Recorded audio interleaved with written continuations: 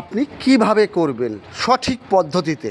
2 3 starter check করতে হলে প্রথমে ডাইমেনশন চেক করতে হবে। ডাইমেনশন কীভাবে চেক করবেন, দেখুন এর সাইজ 225 mm, এই 225 বরাবর ঠিক আছে। এই সাইডও ডাইমেনশন 225 ঠিক আছে। আবার এইভাবে 600 mm,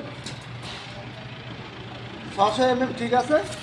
আগের সাইডও 600 mm, ভিতরে ভিতরে বা বাইরে বাইরে না, ভিতরে ভিতরে এর 5 mm কম আছে, 5 মিলি কম আছে।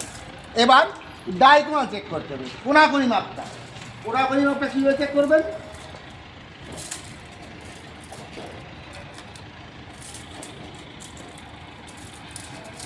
এ পকড়াও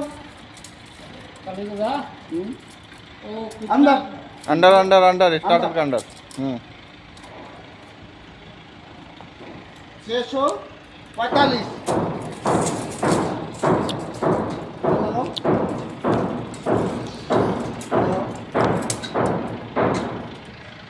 640 5 mm का बना के 5 mm का डायगोनाल করাতে বন্ধ করতে। এবার এইভাবে প্রত্যেকটা স্টার্টার চেক করবেন। এবার লাইন ধরতে দেখবেন, এ স্টার্টার আগের স্টার্টার একই লাইনে থাকতে হবে, চারের স্টার্টার কিন্তু একই লাইনে থাকতে হবে, এ লাইন থাকবে, এ লাইন থাকবে, এইভাবে চেক করবেন।